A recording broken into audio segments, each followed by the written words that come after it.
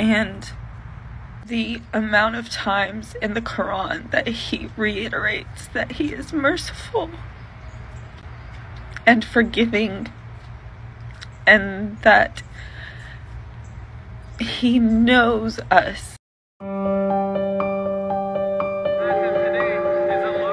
Tekanan dunia internasional kepada Israel atas invasinya ke Gaza, Palestina tahun 2023 ini telah membuktikan simpati masyarakat Barat yang sangat besar kepada penderitaan rakyat Palestina.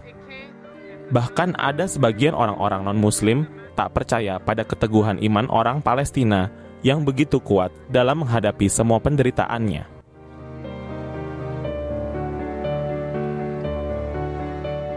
Ketidakpercayaan akan hal ini juga terjadi pada pemilik akun WeChat di platform TikTok yang viral baru-baru ini. Wanita Amerika dari keluarga penginjil Kristen ini mengaku agnostik setelah melihat video-video yang menunjukkan keteguhan iman rakyat Palestina yang begitu dahsyat. Coming out of Gaza of this genocide are absolutely horrific. But there is something that every single video that I watched stood out to me that I could not understand. The faith in Allah that the people of Palestine have does not make any sense to me. I am no longer a Christian. I do not believe in the God of the Bible. And I watch these videos and I see them and the way they react to their losses and the way they speak with their God and their faith that is so completely unwavering, and it doesn't make any sense to me. I don't understand how they believe so much. I don't get it. Evil in that. Dalam benaknya, ia mengira keteguhan iman seperti itu hanyalah bisa dimiliki oleh seorang nabi di dalam kitab sucinya saja. Seperti kisah Nabi Ayub yang sangat sabar dan selalu memuji Tuhannya walau menerima penderitaan. I know the story of Job. I know, the Lord giveth and the Lord taketh away. Blessed be the name of the Lord. I know all of that. That was exactly what I was told to believe. But it was never to the extent of their faith. Their faith feels 10 times what ours was.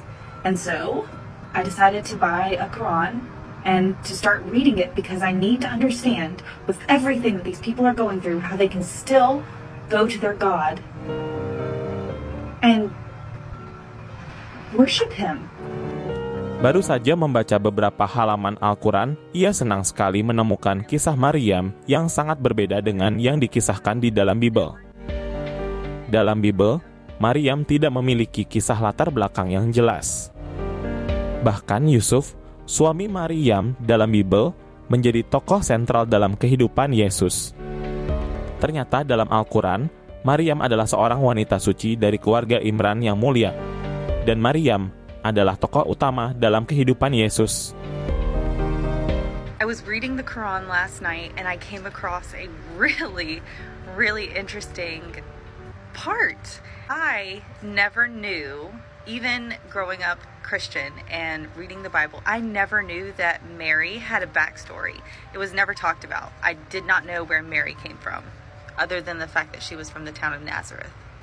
Okay, I want to read this part. God chose Adam, Noah, Abraham's family, and the family of Imran over all other people.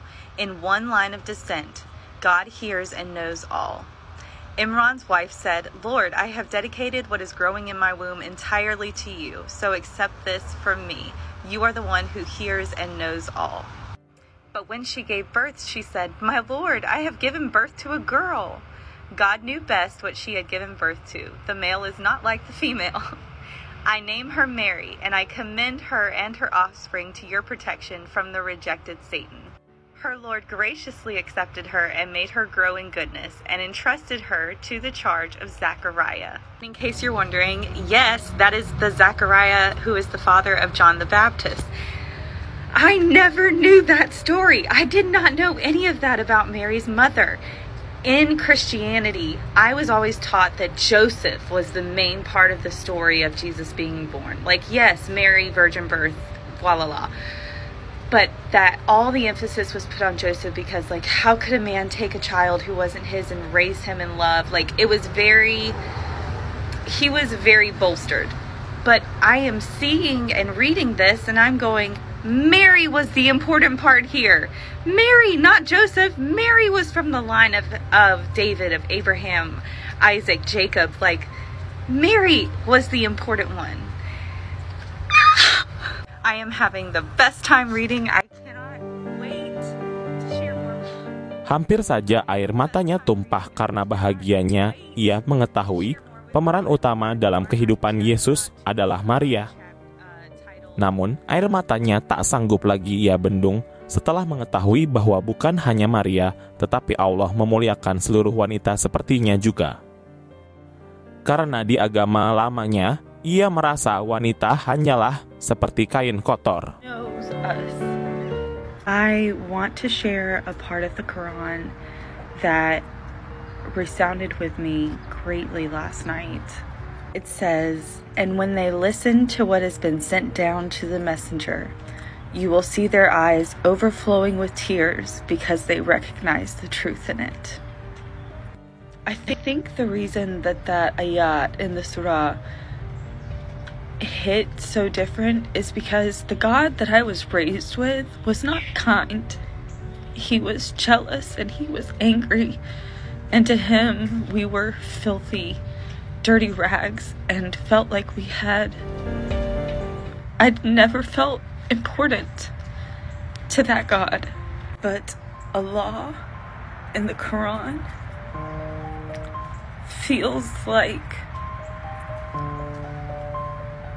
what I wanted a God for me to be. And the amount of times in the Quran that he reiterates that he is merciful and forgiving and that he knows us. He knows us. And the God of the Bible said that too, but it was always under threat. And I would rather worship someone. If I'm going to accept the idea that there is an entity out there that I should worship, I would rather worship someone who is kind and rules with love and not with fear. I don't know what will come from this. I know my heart has been pulled to this, and I don't think that is something that I should take lightly. I did find a mosque nearby that I am hoping I will be able to reach out and just get some clarification on things. This is a very mentally, emotionally challenging change of view. But I'm so grateful for the opportunity to get to learn about it and not be stuck in what I was. But I am continuing to read the Quran, and I feel so pulled to it, like reading a novel almost, even though it's not that at all. And we will see what happens.